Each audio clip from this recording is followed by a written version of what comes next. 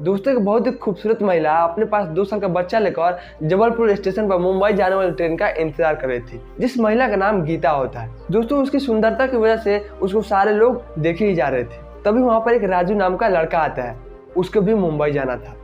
तभी उसकी नज़र गीता से टकरा जाती है। अंदर ही अंदर राजू को भी गीता से प्यार हो जाता है। राजू एक मौके का इंतजार करने लगता है कि कैसे गीता के पास जाकर कुछ बातें किया जाए। दोस्तों बहुत ही रोचक कहानी है, बहुत ही इंटरेस्टिंग कहानी है। आइए जानते हैं पूरी कहानी इस वीडियो में आगे बढ़ने से पहले आपसे एक छोटी सी रिक्वेस्ट है, वीडियो को लाइक करके इस चैनल को सब्सक्राइब कर लीजिए ताकि मेरा हौसला बढ़ता रहे। दोस्तों जिस चीज़ का राजू का इंतजार था उसको वो मौका मिल ही जाता है। गीता के बगल में जो आदमी बैठा था वो आदमी उठकर कहीं चला जाता है। राजू फौरन उस जगह पर चला जाता है। गीता के बगल वाली जो सीट खाली था उस पर राजू जाकर बैठ जाता है। राजू अपने जेब से फोन निकालकर उसको चलाने लगता है। तब गीता का 2 साल का बच्चा होता है, वो राजू के पास आकर मोबाइल देखने लगता है। राजू भी बच्चे को देखकर कार्टून चला देता है। वो बच्चा राजू के गोद में आकर शांति से कार्टून देखने लगता है। राजू गीता से कहता है कि क्या ये आप ही का बच्चा है? गीता कहती है हाँ ये मेरा ही बच्चा है। मेरा बच्चा जब भी मोबाइल देखता है तो एकदम शांत हो जाता है, वो मुझको परेशान नहीं करता है। राजू कहता है खैर कोई बात नहीं, बच्चे तो खैर मोबाइल ही देखते हैं। अब राजू जैसा सोच रहा था वैसा ही होने लगा था।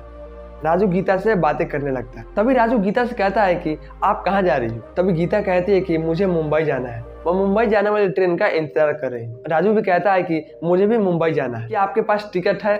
गीता कहती है कि मैंने अभी तक टिकट नहीं बनवाया, मैं ट्रेन के अंदर जाकर टीटी से टिकट बनवा लूंगी। दोस्तों तभी राजू कहता है कि अगर आपको एतराज ना हो तो आप मेरे साथ चल सकते हैं। S1 के बोगी में 31 नंबर मेरा कंफर्म सीट है, आप चाहें तो उस पर मेरे साथ सफर कर सकते हैं। गीता बोलती है कि आपको चिंता करने की कोई जरूरत नहीं, मैं टीटी से टिकट बनवाकर मैं चली जाऊँ। राजू के मन में लड्डू फूट रहे होते। राजू सोच रहा था कि अगर गीता मेरे साथ चलती तो हम लोग एक साथ ही रात का सफर बिताते, लेकिन गीता ने मना कर दिया। तभी गीता का बच्चा रोने लगता है क्योंकि बच्चा प्यासा था। तभी गीता अपने सीट से उठकर पानी का बोतल लाने जाती है। तभी राजू के पास एक पानी का बोतल होता है, वो पानी का बोतल उठाकर बच्चे को पिलाने लगता है। तभी गीता कहती है कि आपको क्या जरूरत थी, आप अपने लिए बोतल खरीदे थे, आपको अपने पास रखना चाहिए। राजू कहता है कोई बात नहीं, बच्चा ही तो है, मैं पानी पिला देता हूँ। राजू अपने बैग में रखे बोतल को निकालकर बच्चे को पानी पिलाने लगता है। ऐसा देखकर गीता को काफी अच्छा लगा। दोस्तों तभी शाम के 7:30 बज जाते हैं और जबलपुर स्टेशन पर ट्रेन आ जाती है। दोस्तों सभी लोग अपने सीट से उठकर ट्रेन की तरफ जाने लगते हैं। गीता भी अपने बच्चे को लेकर किसी बोगी में जाकर बैठ जाती है और दोस्तों राजू अपने S1 बोगी में 31 नंबर सीट पर जाकर बैठ जाता है। राजू अपने मन में उसी महिला के बारे में सोच रहा था, कितनी खूबसूरत थी, कितनी शानदार थी।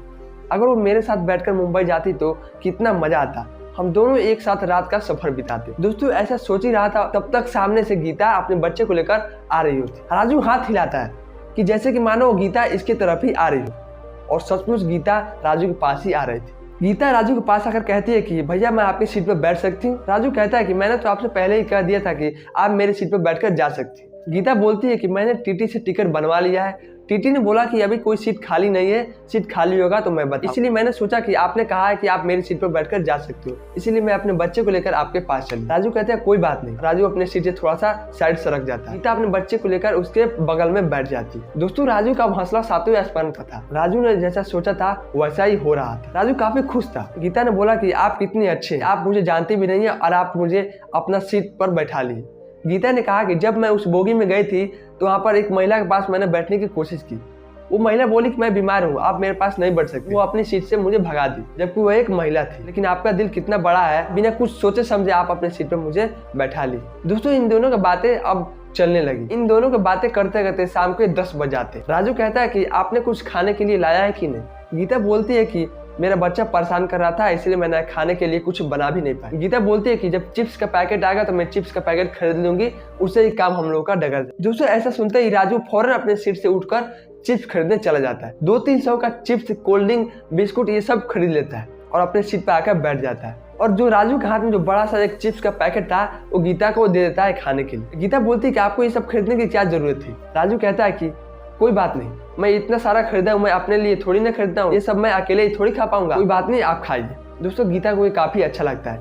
गीता भी चिप्स खाने लगती है और अपने बच्चों को भी खिलाने लगती है। दोस्तों राजू बड़ा खुश रहने लगा। राजू गीता से बोला कि आप पिंडी सिमट कर क्यों बैठी हो, आप अपने पैरों को फैला लीजिए। गीता बोली कि मेरे लिए आप कितना कष्ट सह रहे हैं। राजू कहते हैं कोई बात नहीं, आप अपने पैर को फैलाकर बढ़िया से बैठ जाइए। गीता अपने पैर को फैला लेती है। लेकिन कुछ देर बाद जब गीता देखती है कि राजू भी सिमट कर बैठा है तो गीता बोलती है कि आप ऐसा क्यों सिमट कर बैठे हो, जबकि सीट आप ही की है, आप भी अपना पैर फैला लीजिए। राजू जब अपना पैर फैलाता है तो उसके पैर गीता के पैर से टच कर जाते हैं। अब राजू के मन में डर लगने लगा कि मेरा पैर गीता के पैर में टच कर गया। गीता बोलती है कि कोई बात नहीं, आप मेरे लिए इतना कर सह रहे तो मैं इतना नहीं सह सकती, आप अपने पैर को फैला लीजिए, मुझे उससे कुछ भी प्रॉब्लम नहीं है। अब दोस्तों आप समझ सकते हैं कि राजू के मन में कैसा बीत रहा होगा। अब ये दोनों आपस में बातें करने लगते हैं। राजू कहता है कि आप कितनी खूबसूरत हैं। गीता बोलती है कि नहीं तो मैं कहाँ खूबसूरत हूँ। राजू बोलता है नहीं, आप बहुत ही खूबसूरत हैं। स्टेशन पर भी आपको सारे लोग देख रहे होते हैं। मुझे लगता है कि शायद ही ट्रेन में कोई होगा कि जो आप इतना खूबसूरत हो। दोस्तों इन दोनों का बातें चल ही रहा होता है, तब तक वहाँ पे एक टीटी आ जाता है। टीटी गीता के पास आकर बोलता है कि आप चलिए, मैं आपके लिए सीट का बंदोबस्त कर दिया। A5 में मैंने आपके लिए एक सीट खोजा है। दोस्तों गीता बहुत ही खुश हो जाती है। गीता राजू से कहती है कि आप मेरा बैग नीचे से निकाल दीजिए, मैं A5 बोगी में जाकर बैठ जाती हूँ। ऐसा सुनते ही राजू का मन उदास हो जाता है। अब राजू के पास से गीता अपने बच्चे को लेकर दूसरे बोगी में जा रही होती है। राजू उदास मन से उसके बैग को नीचे से निकाल लेता है। टीटी के साथ गीता और उसके बच्चे पीछे चले जाते हैं। A5 में जाकर गीता और उसके बच्चा बैठ जाते हैं। दोस्तों राजू को अब गीता से प्यार हो गया था। राजू सोच रहा था कि चलो कोई नहीं, ट्रेन में हम सफर ऐसे आते रहते हैं और जाते रहते हैं, इसका क्या भरोसा कब हमारे पास है कब हमारे पास नहीं है। राजू ने किसी तरह अपने मन को शांत किया और अपनी सीट पर बैठ गया। तब तक रात के 12 बज जाते हैं। राजू को अब बेचैनी सा होने लगा। राजू को ये अच्छा नहीं लग रहा था क्योंकि उसके पास गीता नहीं होती है। राजू फौरन अपने सीट से उठता है और A5 के बोगी में चला जाता है। सभी लोग अपने बल्ब बुझाकर सो गए होते। राजू को अंधेरे में कुछ दिखाई नहीं दे रहा था। राजू A6 बोगी में भी गया लेकिन वहां पर भी उसको कोई नहीं देखा।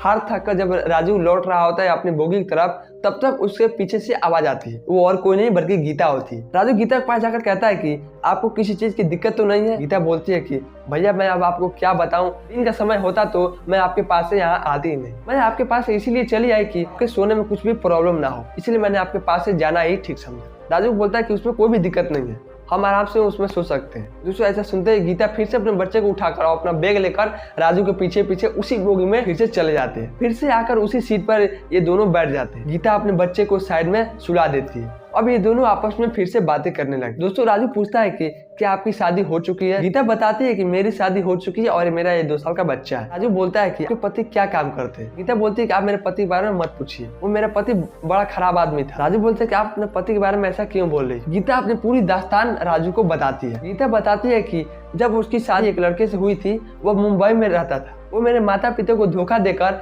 किराए का मकान वो खुद का अपना बताकर वो मुझसे शादी कर ली। 3-4 महीना बीतने के बाद मुझे पता चला कि वो किराए का मकान है और वो मुझे बेचना भी चाहता था, लेकिन वक्त रहते हुए मुझे पता लग गया। ये सब बातें मैंने अपने माता पिता को बता दी और बड़े भाई मिलकर माता पिता मिलकर मुझे इस चंगुल से बचा लिया।